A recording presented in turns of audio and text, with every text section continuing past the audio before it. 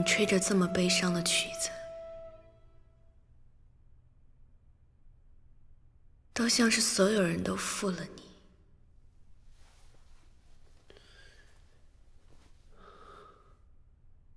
我可以负了所有人，却唯独不想再负了你。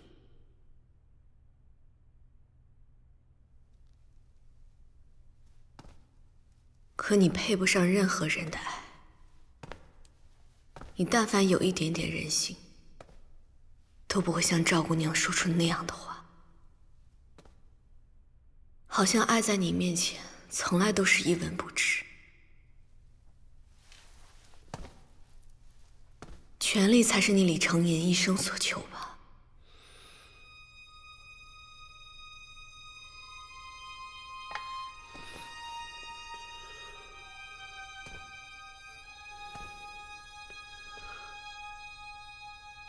小凤，你才是我一生的所求。你原来那么喜欢赵姑娘，为了她天天同我吵架，可现在你却说在利用她。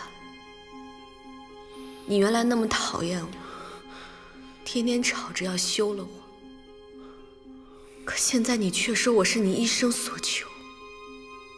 你这样的人，让我如何再信你？你不明白，很多事情我也是身不由己的。你永远都身不由己，你的解释永远无法回答我的问题。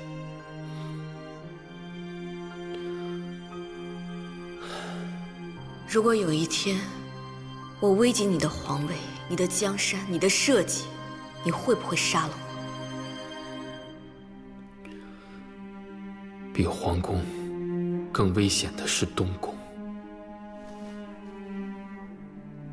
比皇帝更难当的是太子。我这一路的艰辛，你并不知道。你会不会有一天也杀了我？小凤，我不会杀了你，我也不会让任何人伤害你。我会对你好，我一辈子都对你好。我求你，就算你不喜欢我，心里一点都没我都没关系。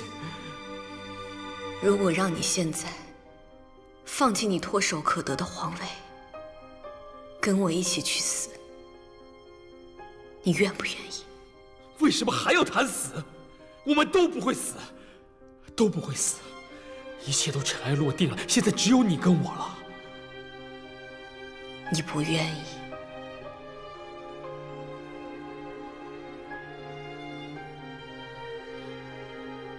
那你是不是只有看到我死，才相信我的话？你不会死的，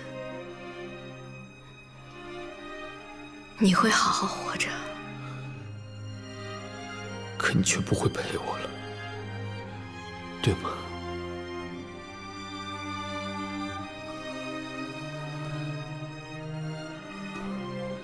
我好恨，我好恨你心里那个人不是我。为什么？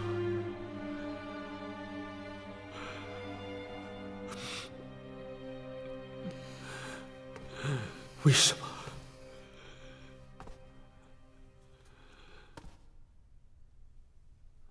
李承言，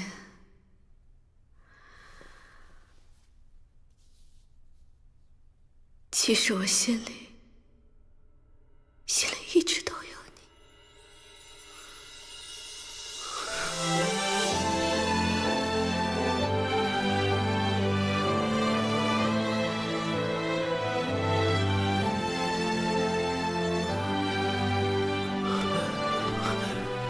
你刚才说什么？你说什么？你再说一遍，再说一遍。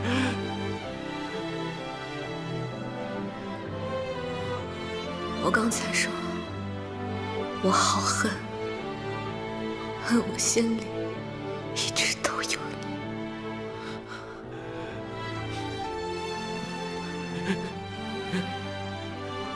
有你这句话，就算我死了，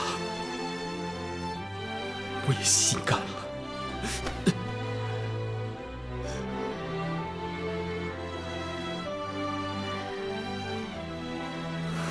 之所以今天告诉你，是因为我要跟你说再见。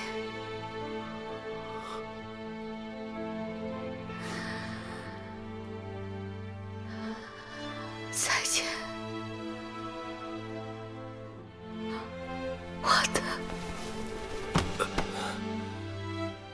顾小五。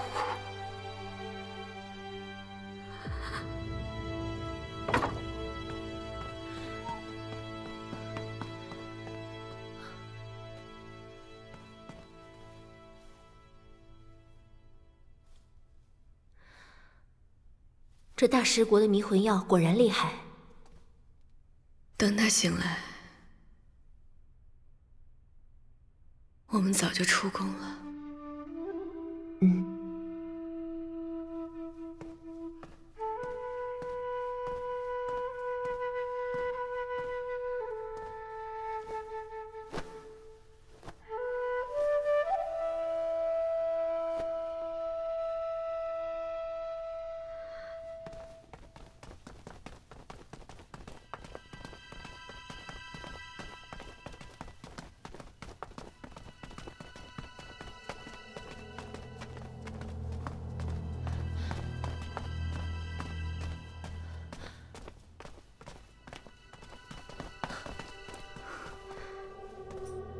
永娘，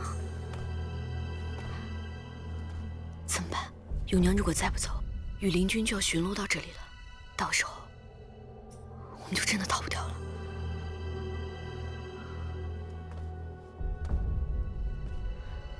在这等我。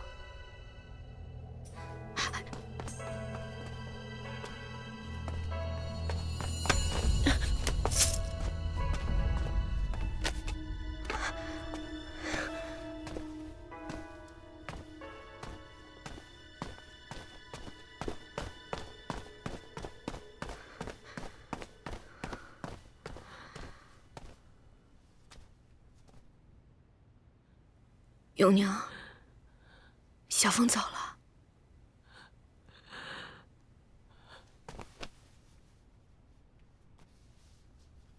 我会想你的。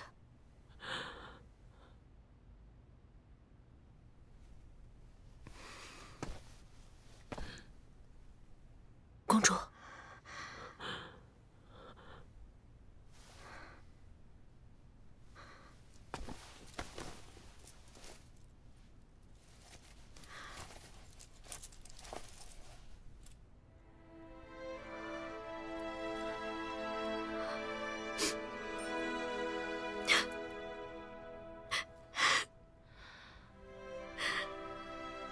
我还以为你是不让我走呢，原来你是在这里等我。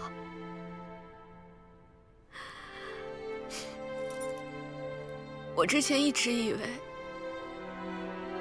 你只会让我背书，让我学规矩，让我讨好别人，我还以为你不懂我。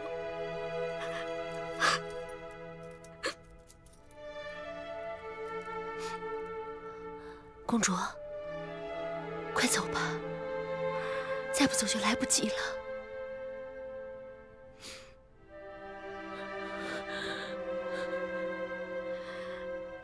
阿杜，快跟永娘解穴。你快呀！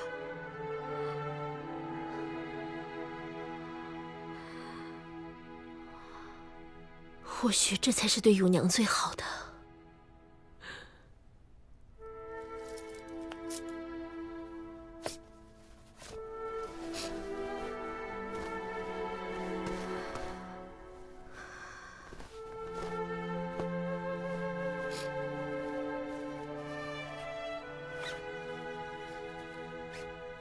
晚上冷，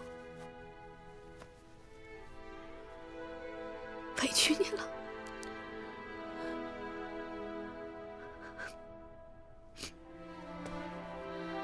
公主，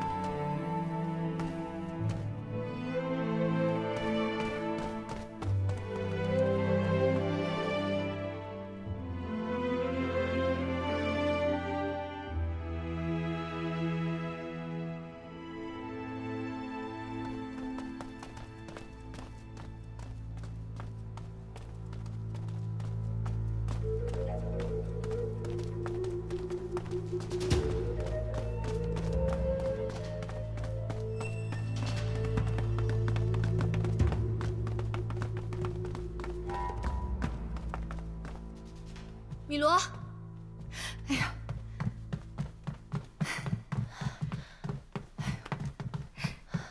可算是把你们给等来了呀！给我在这里急的，我生怕你们今天就过不来了。其实来之前我心里也没底，好在最后是出来了。没被发现吧？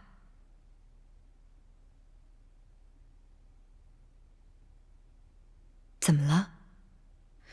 这是还有什么不舍得的地方吗？我就是到临走才发现呀，这东宫里也有真心对我好的人，也有我辜负了的人。小芳，既然做了这个决定，那就不要再拖拖拉拉的了。公主，永娘不会怪你的。在那个宫里，除了伤心、伤神、伤命，什么也得不着。你只有离开，才能保全你自己。来，我给你们说说出城的安排。公主，走。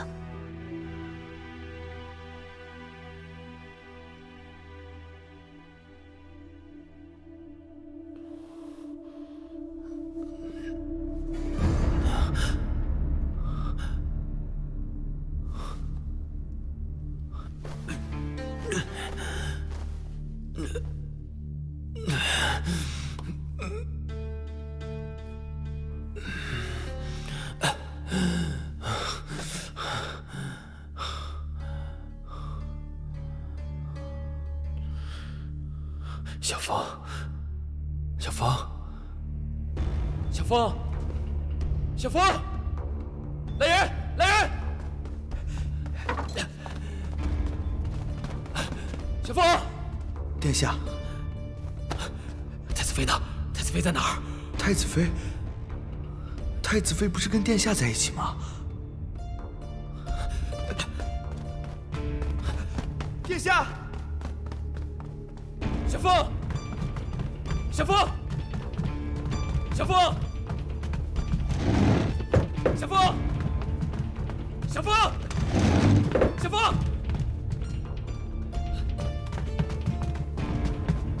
小凤，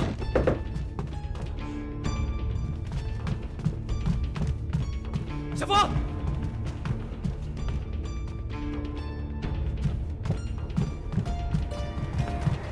小凤，殿下，永娘被人封了穴道，在外面站了一宿。太子妃呢？太子殿下恕罪。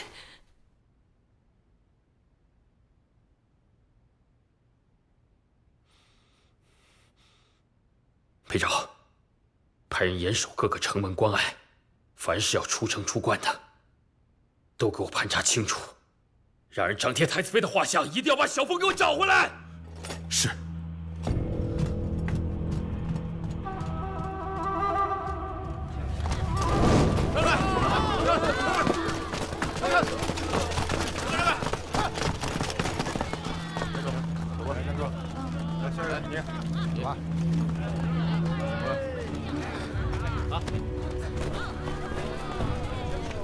上京城9门之中，西门盘查最严，他们定会以为你们会走其他城门，我们就反其道行之，就走西门。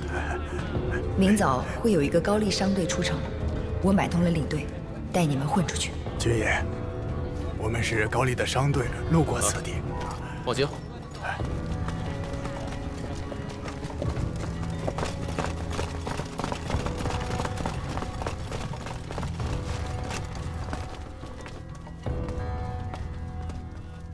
裴将军，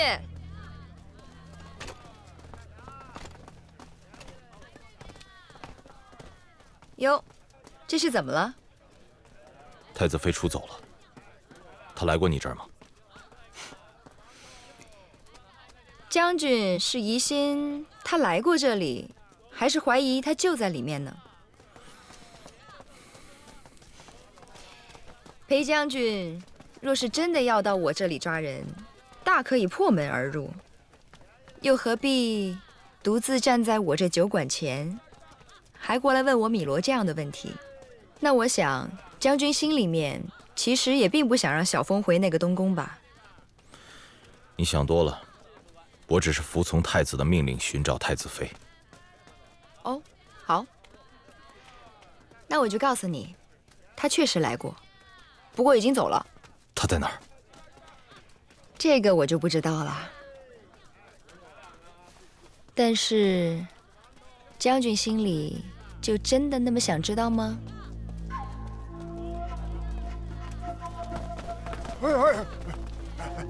给钱，给钱！米罗不是给你了吗？这事这么严重，必须得加钱，加钱，要不然报官。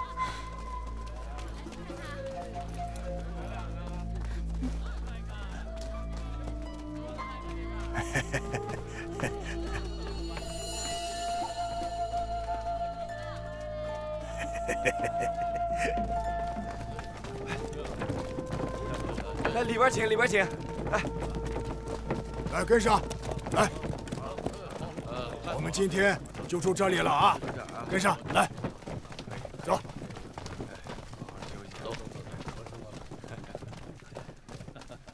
阿斗，你看，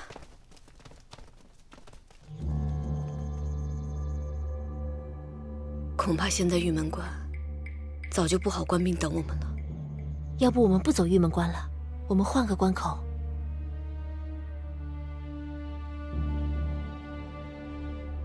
李承彦既然想抓我，不管我走到哪里，他都一定会设好埋伏。这条路既然我们已经选了，闯也要闯到底，大不了就是一死。好。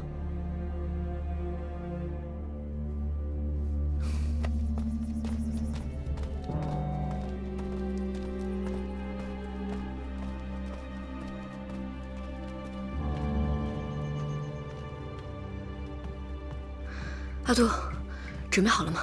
公主，收拾好了。我们要在他们醒来之前离开这里，免得他们醒来报官。好。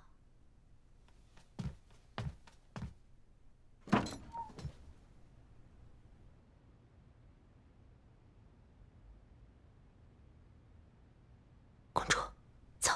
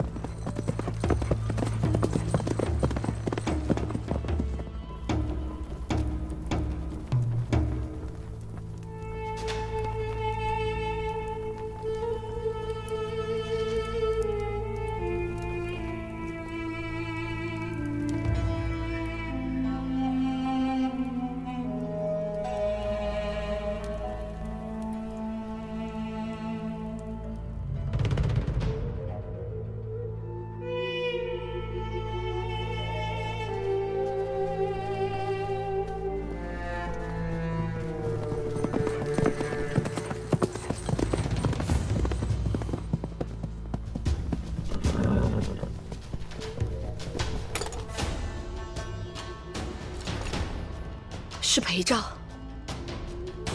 小风，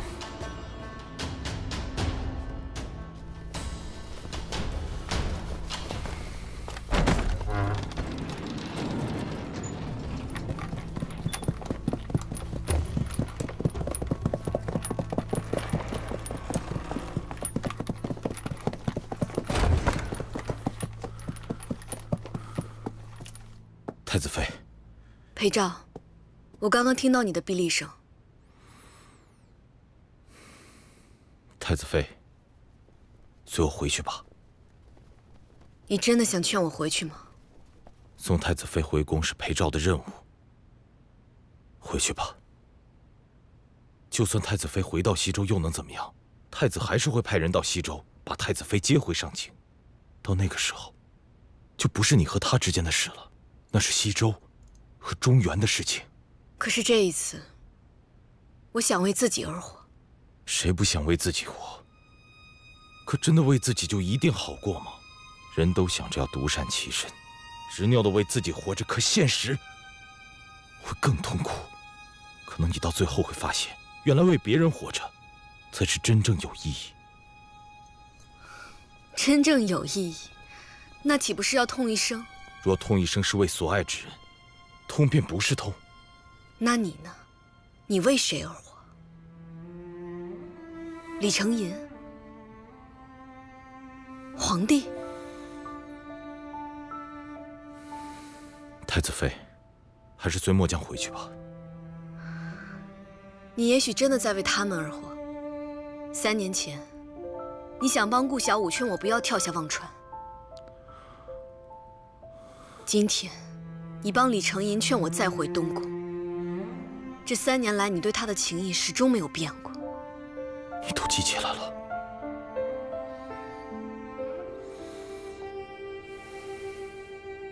全都记起来了。所以我明明知道自己逃不掉，还是要逃。对我来讲，东宫和李承寅都是世界上最沉重的枷锁，我真的背负不动了。我信的人，我爱的人，我视作朋友的人，都是我的仇人。太子妃，裴照，我不是太子妃，我是你的朋友，我是小风。你还是那个我能相信的人吗？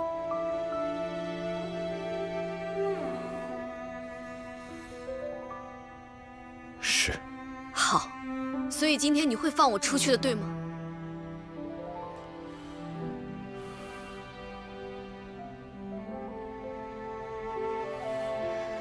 裴照，其实你今天放不放，我都一定要闯过去，哪怕是死，我都认了。我不知道你此时此刻在想什么，在为谁而活。可是刚刚你在城楼上吹臂力的时候，你是在为自己而活，对吗？从前你不愿意看到我孤独想家，今天你也不想看到我痛苦，对吗？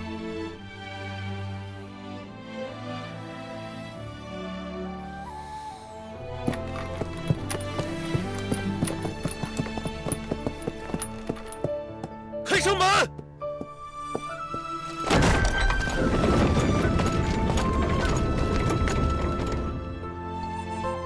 你走吧。驾，驾，驾！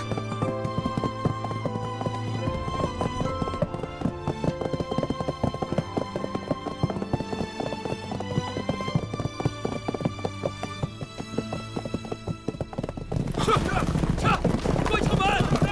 关城门！关城门！驾，驾！关城门！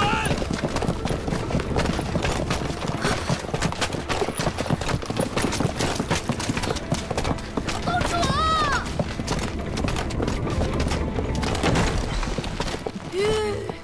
小风！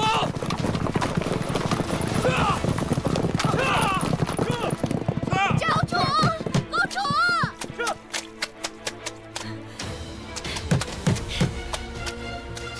公主！什么？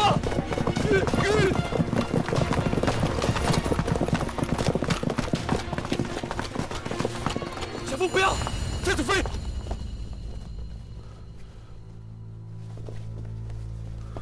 小风，你的心真冷。为什么我怎么捂都捂不暖呢？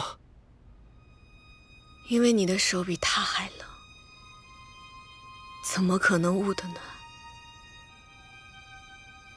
我不相信，我不相信你看不懂我对你的真心，我不相信你从来都没有爱过我。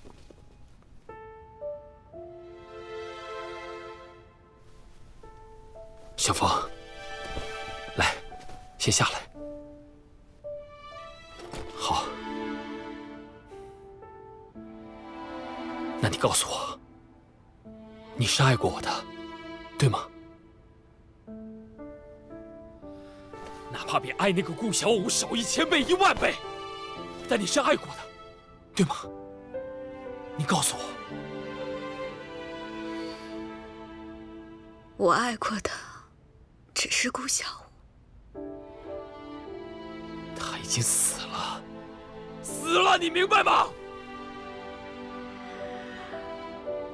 我的顾小五早就死了。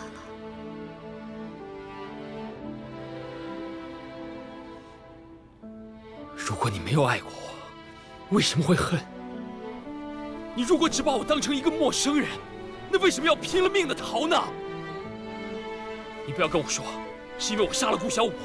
在我杀了顾小五之前，在你刚刚回到东宫的时候，你看我的眼神就已经变了，你就已经开始在躲着我。到底为什么？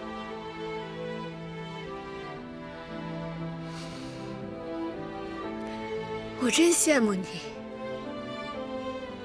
忘掉了的事情可以再也记不起。为什么我想忘的事情永远在不断想起？为什么我想恨的人永远都恨不起来？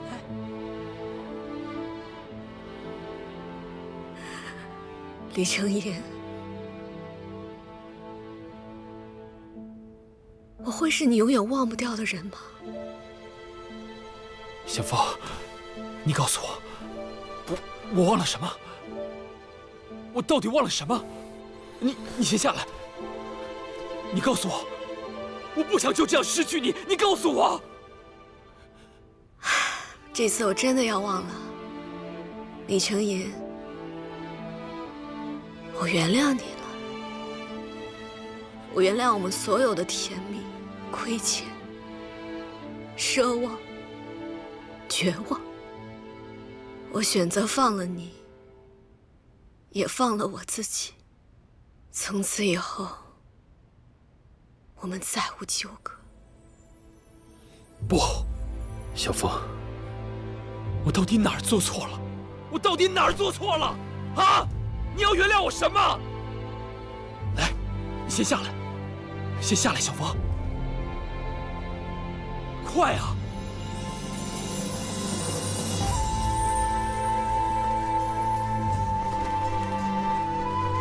小风，太子，不要啊！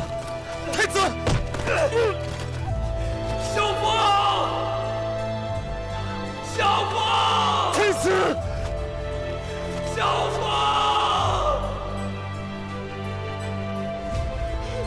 小风。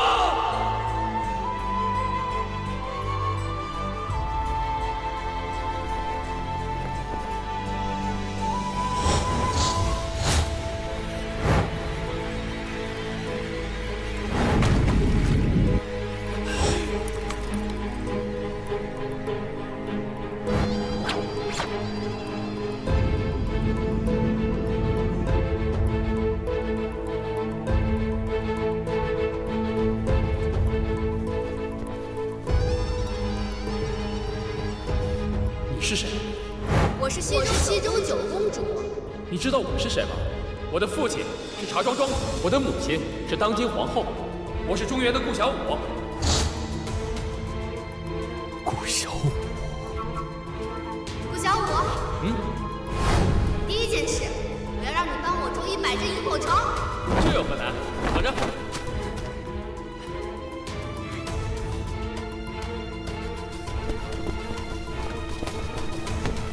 英雄顾小五就是我的孙女婿。1拜天地，2拜高堂。这些鹅卵石代表我们即将经历的坎坷。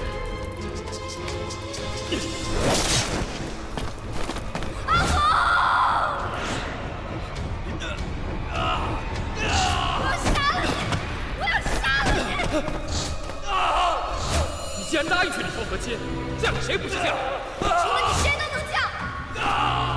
顾小五，生生世世，我都要永远忘了你。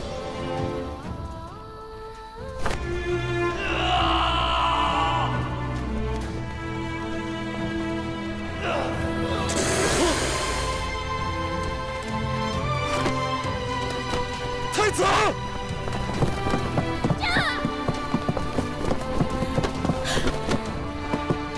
太子！太子！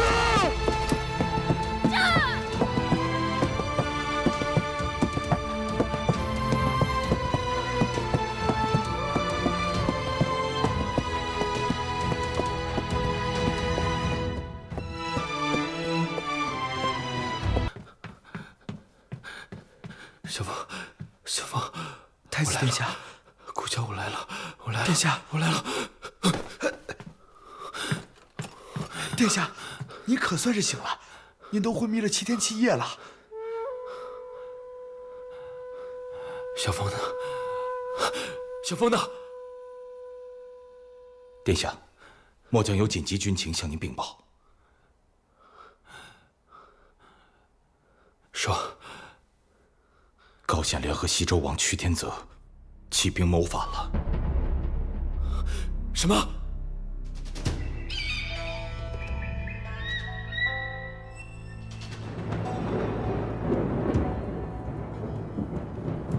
皇上，以我们军队的实力，要与中原硬碰硬，还是有些风险。如果要能够联合丹翅王，利用丹翅的兵力，那我们的胜算就大了。不过，想要说服那个老顽固，还是有一定难度啊。不管那丹翅王答不答应帮咱，既然已经安了营扎了寨，我不管胜算是大是小，我西周绝对不会临阵退缩的。皇上，我们的目的是要赢。赵靖宇方面我去说，要是他们不吃我这一套也没关系。他想夹在中间安稳度日，绝没那么容易。也好，你们中原人的弯弯绕，就让你们自己去绕吧。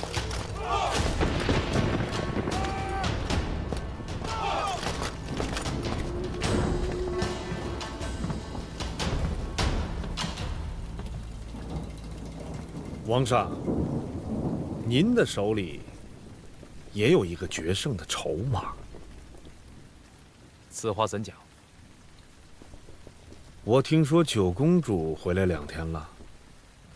是又如何？皇上，李朝皇帝现在病重，无力顾及朝政。太子李承寅算是半个皇帝，也可以说他就是皇帝。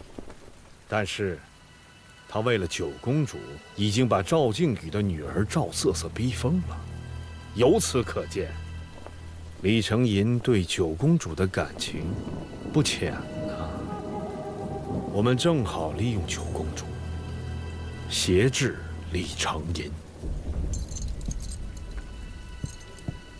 这样做和我父王把小凤送去河心来求和又有什么分别？我西周男儿无畏流血牺牲，绝不会让女人站在前面挡刀剑。我与你此次对抗李朝，就是要出一口气，证明给天下人看，我西周绝不是任人宰割、曲意逢迎的懦夫。如果现在把我妹妹再拉进来，做的这一切还有什么意义？我劝你断了这个念想。王上，不愧是有血性的男儿。高显在王上面前相形见拙呀。不过王上可能是高显多虑。王上可知道为什么李朝一直用和亲这招平定边境干戈吗？这说明李朝的兵力是外强中干，要不然的话，他们早就派兵荡平西周了，何必等到今日？什么为了黎民百姓，为了社稷江山，也只不过是说辞罢了。王上，谁是胜利者，百姓就会跟着谁。做江山，不能只看眼前。皇上，您的未来不可估量。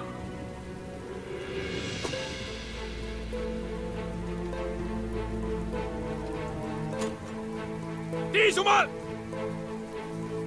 血耻之日到了，拿出血性来，让中原皇帝尝尝我们的厉害！浴血奋战，浴血前耻！浴血奋战，浴血前耻！浴血奋战！哥哥，一定要与李朝开战吗？是。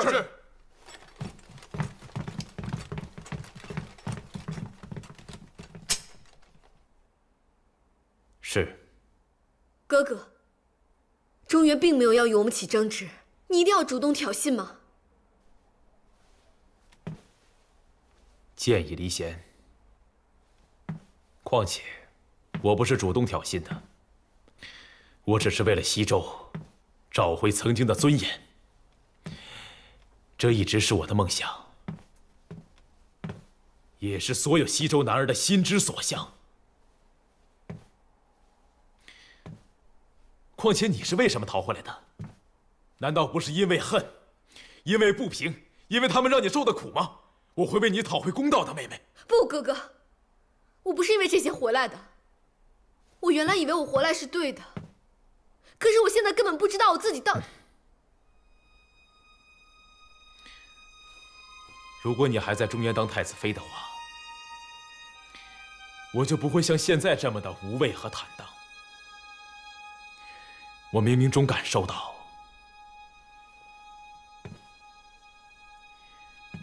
也许这一切都是上天的注定。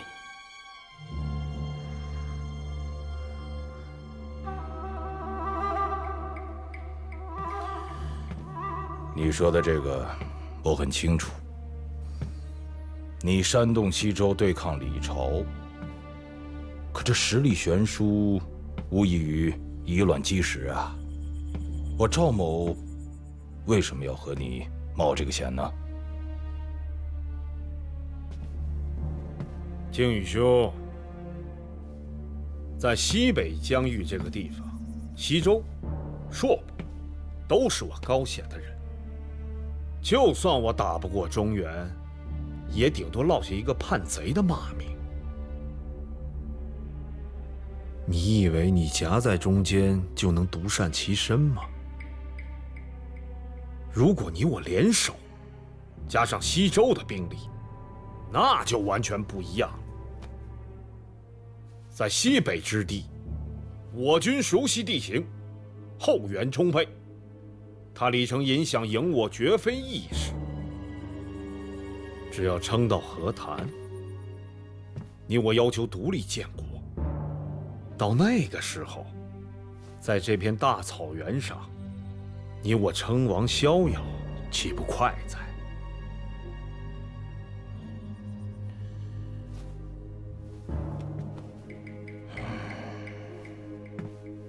靖宇兄，你女儿在东宫受尽屈辱，被李承寅逼疯了。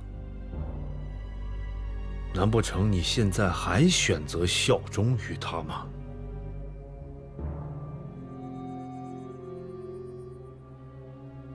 赵靖宇，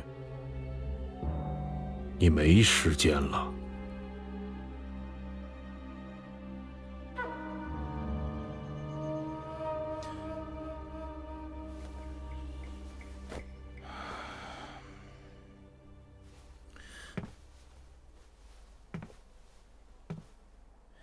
好，丹赤出3万铁骑，前去支援。好，靖宇兄，那我就等你出兵安营。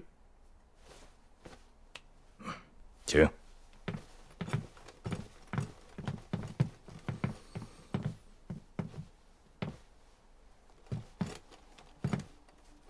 大人，您真的要跟高显一起谋反吗？一旦选择这条路，那可就真的难以回头了。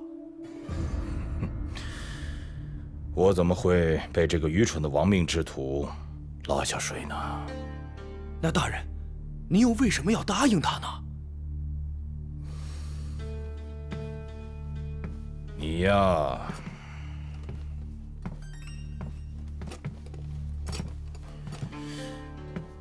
你也不想想，如果我不稳住他，就这么一个亡命之徒，他能放过我吗？现在中原也知道目前的状况，如果我加入高显，中原平叛高显必定困难，这样朝廷就会开出丰厚的条件和重兵笼络于我。如果丹池不加入，一旦开战，中原必胜。现在朝廷上高相已经被扳倒了，如果我赵某人再回到中原，带着这样的丰功伟绩，这朝中谁还是我的敌手？大人英明。昨日线报传太子妃擅自逃回西周，那么李承吟一旦登基，我的女儿就是皇后了。她即便是疯了病了，她也是皇后。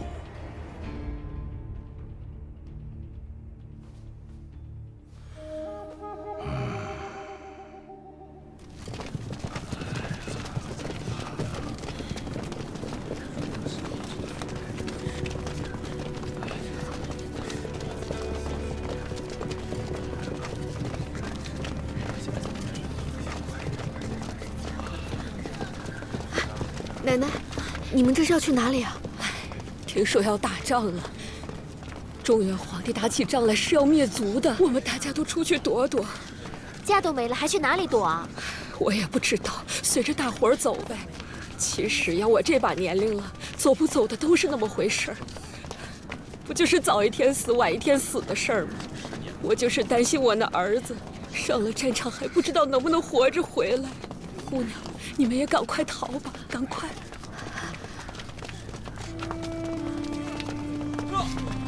让让！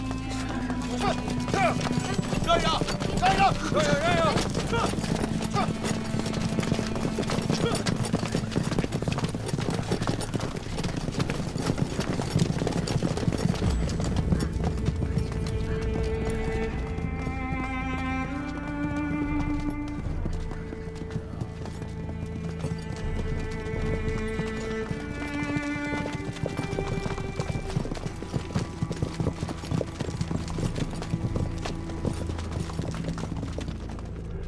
阿爹阿娘，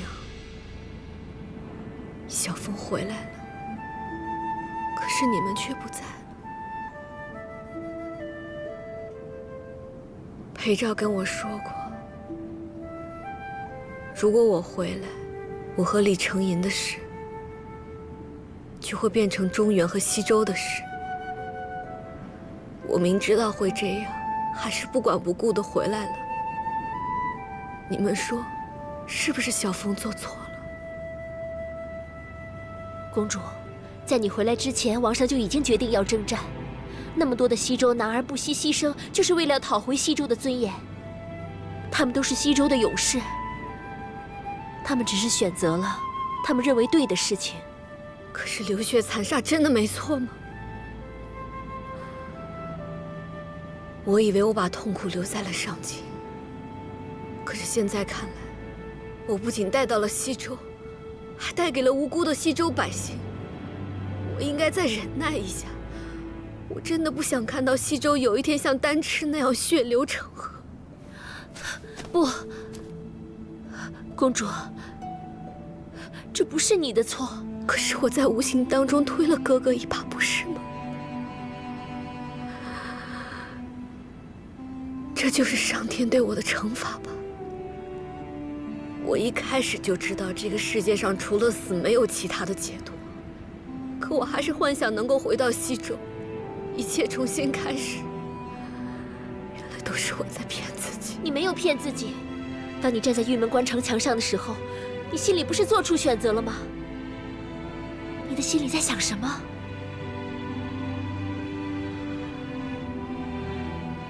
我只想放下李承吟，放下顾小舞。当你跳下城墙的那一刻，你就已经放下了。现在的公主不应该是那个为了回忆、为了爱与不爱而痛苦纠结的公主了。公主是属于西周的，阿杜也是属于西周的。你说的对，是我之前太过于纠结爱恨之间，忘了自己应该做什么。哥哥选择战，是他为西周而活的方式，而我要为西周的安宁而活。公主，你想好了吗？是，我想好了。阿杜也想好了，很庆幸能够这样跟你在一起。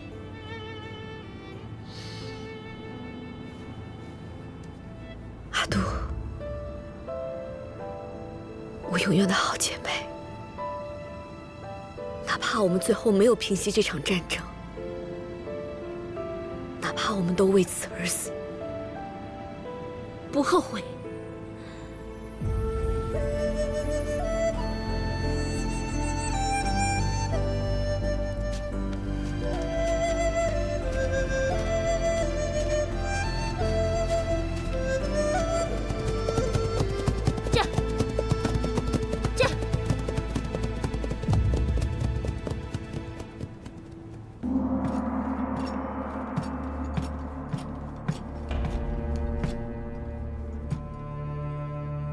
曹节，在。立即传旨西北丹之王府，加封赵靖宇为护国大将军，协助平定叛乱。老奴遵旨。太子殿下，旗开得胜，绕海而归。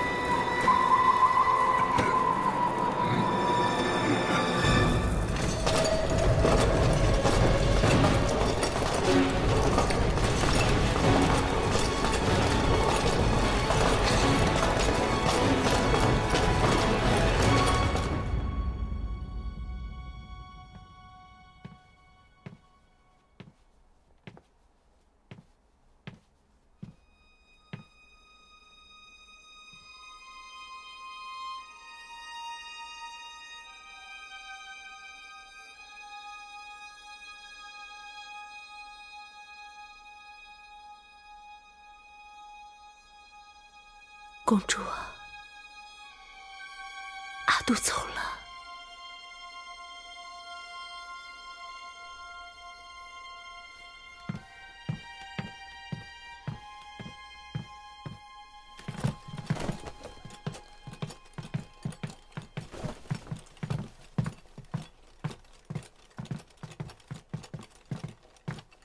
将军，明日即将开战，您今夜务必好好休息。您已经有3天3夜没有合眼了。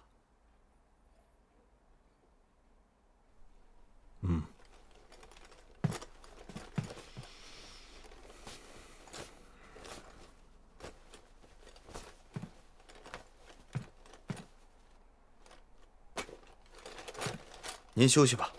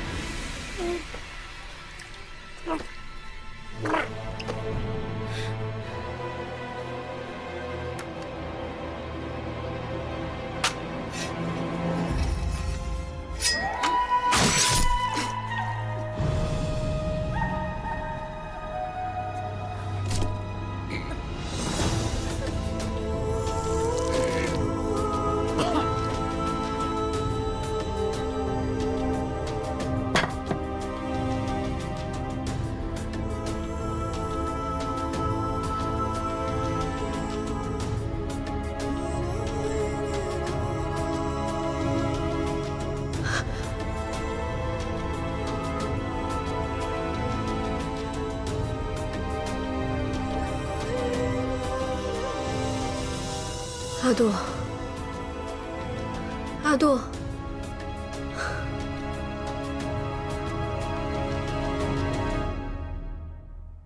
阿杜。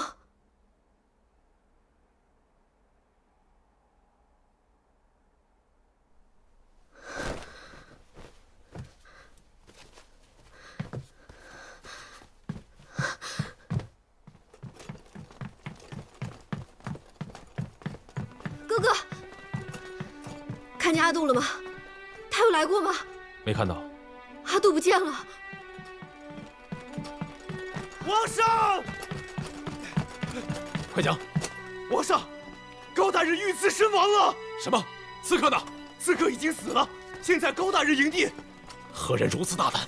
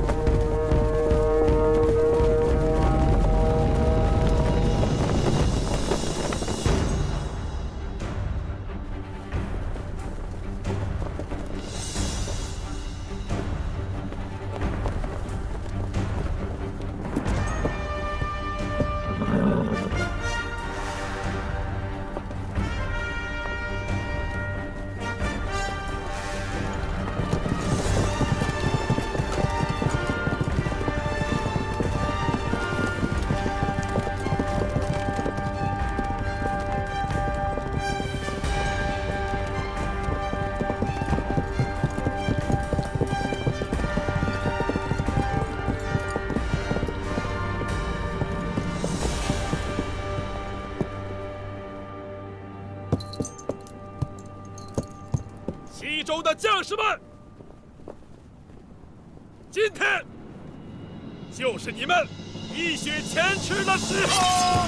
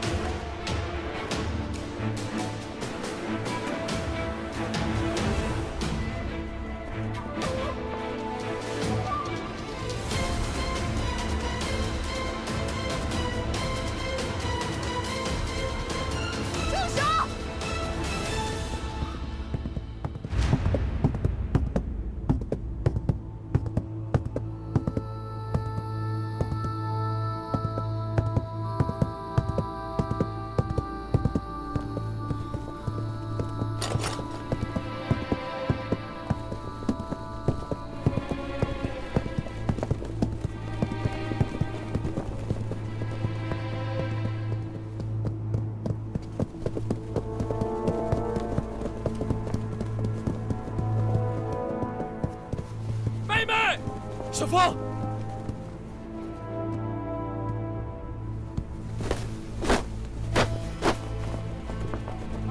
高显已经死了，这个中原最大的叛臣，已经得到了他应有的下场。中原的将士们，我知道你们被高显带到这里开战，本意一定不是与中原对抗到底。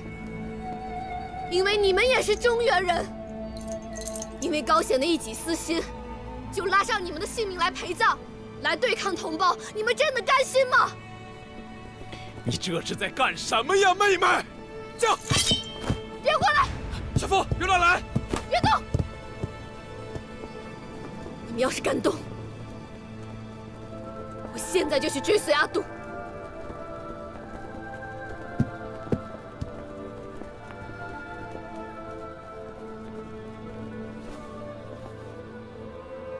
哥哥，停战吧！你到现在还不明白吗？这一切都是高显的骗局，都是他的阴谋。因为他一个人的贪婪，要赔上西周千千万万百姓的生命，这样值吗？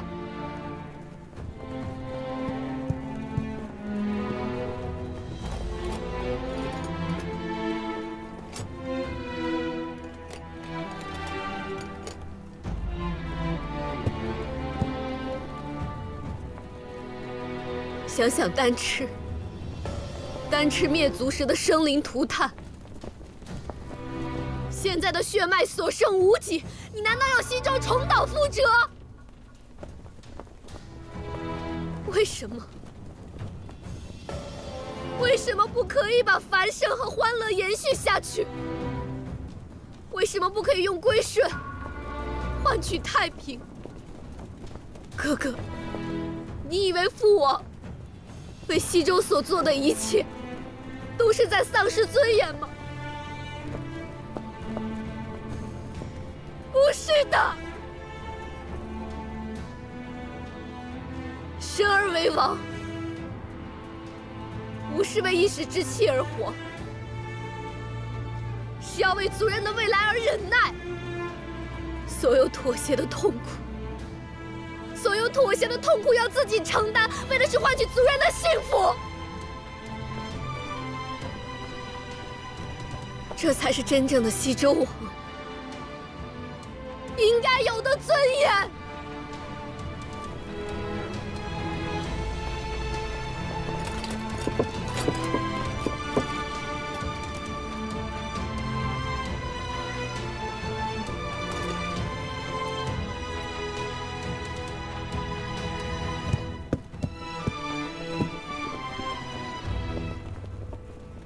顾小五，我这样叫你，你想起来了吗？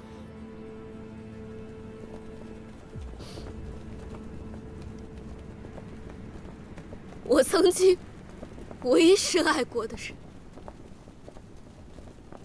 不是别人，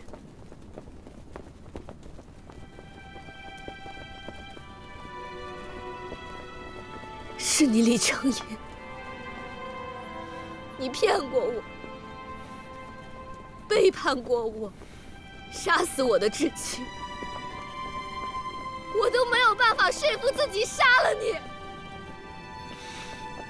我曾经无数次的告诉自己，我应该恨你，我应该恨你，可是我到现在还是做不到。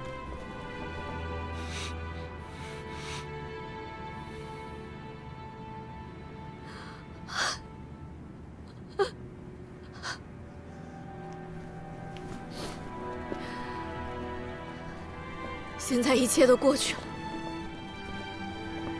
我现在只想为西周的百姓而生而死。如果你还懂我，还想补偿我，就请停战吧。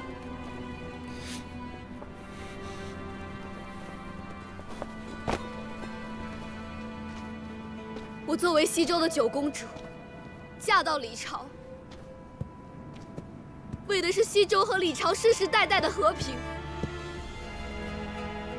如果今天你们真的要兵刃相见，我便是负了阿爹，负了明月娘娘，也负了太皇太后，更负了西周千千万万的百姓。如果今天你们真的要开战，我不论站在哪一边，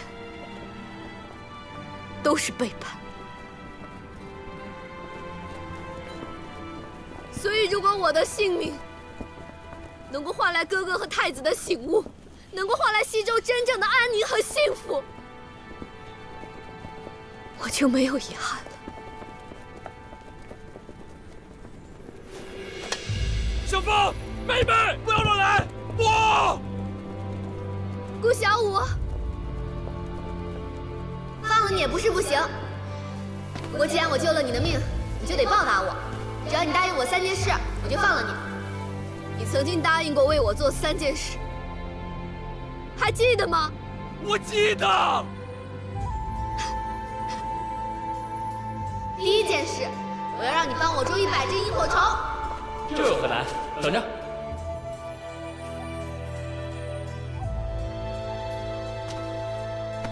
你还欠我2件事，我要你一定做到。好，你说。第1件，我要你在有生之年，中原铁骑永不踏入西周半步。好，我答应你，放下刀。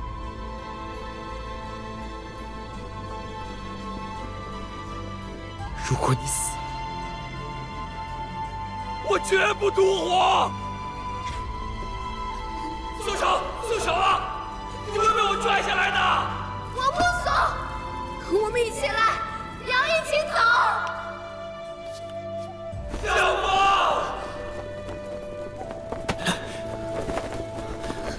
我陪你一起忘。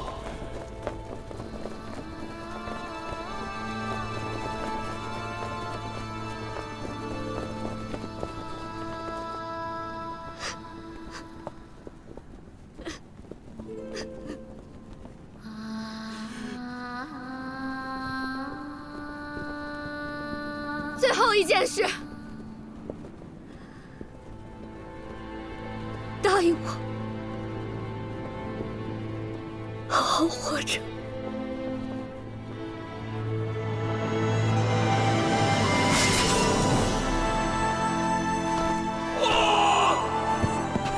妹妹啊！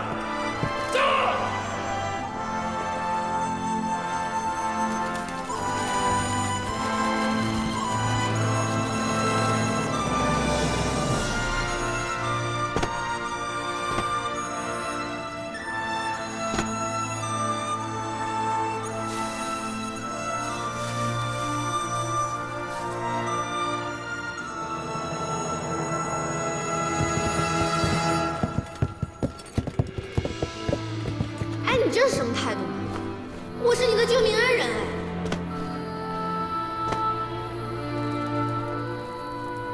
小凤，小凤，小凤，妹妹，小凤，小凤，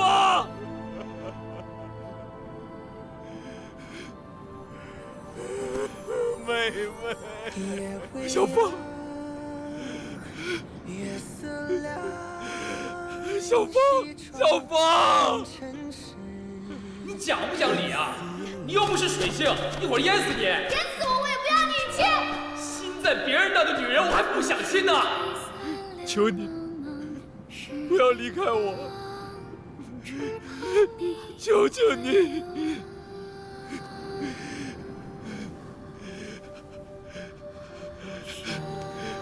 我阿翁是不喜欢钟云云，但是过不了多久，他一定会像我一样喜欢你的。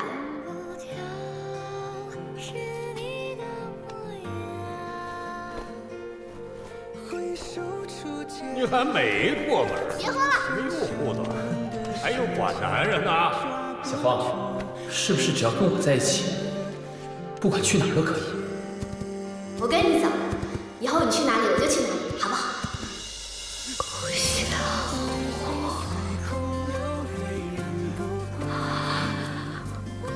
她是我的妻，谁都不能带走她。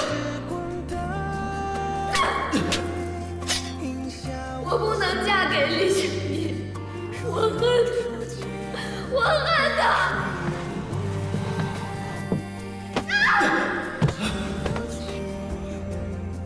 可是他不能恨，他需要放下，只有放下，他才能够换取更重要的东西。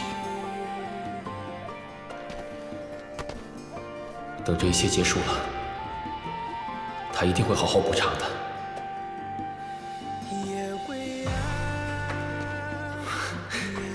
只是不知道到时候你那个朋友会不会等他。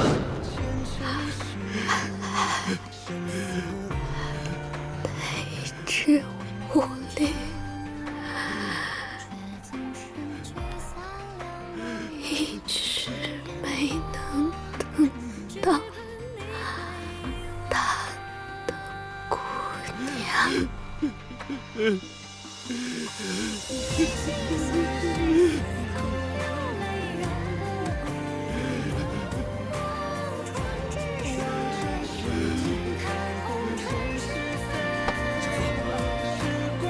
小凤，小凤，小凤！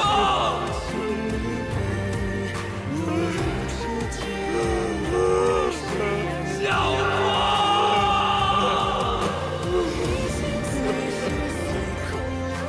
李成言，我原谅你，我原谅我们所有的甜蜜、亏欠、奢望、绝望。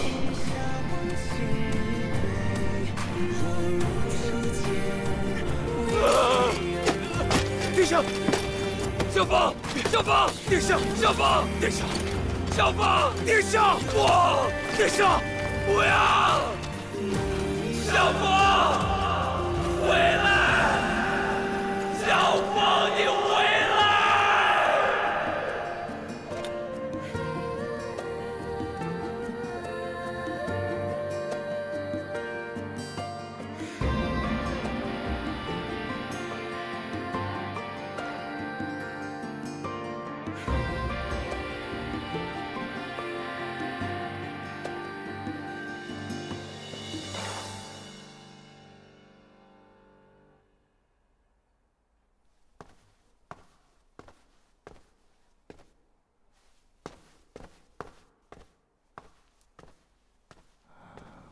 老臣拜见太上皇。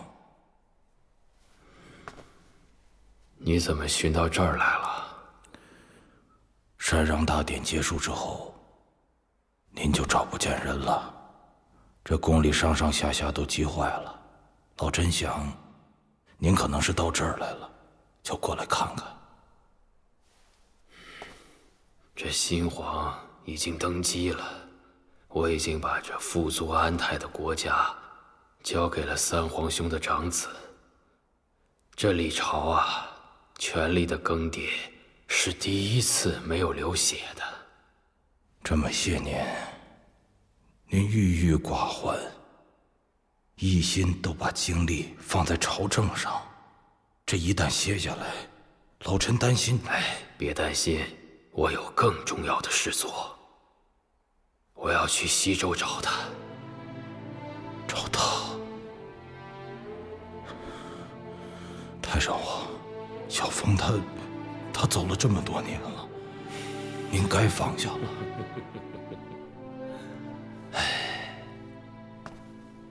裴昭，你真是太老实了，啊！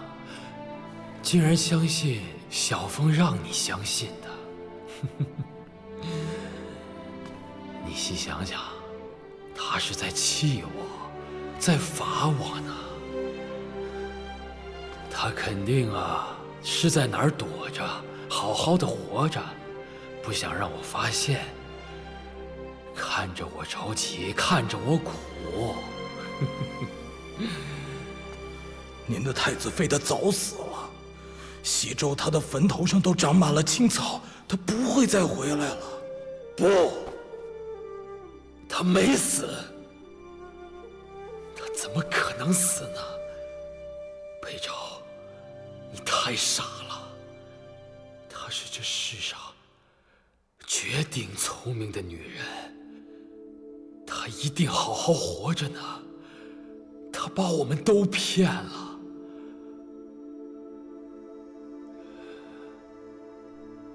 太傻了。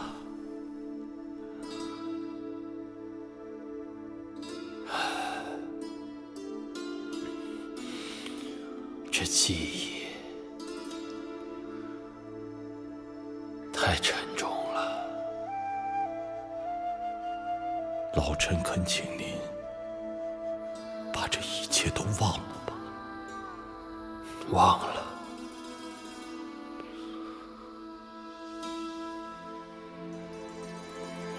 忘川之水，在于忘情。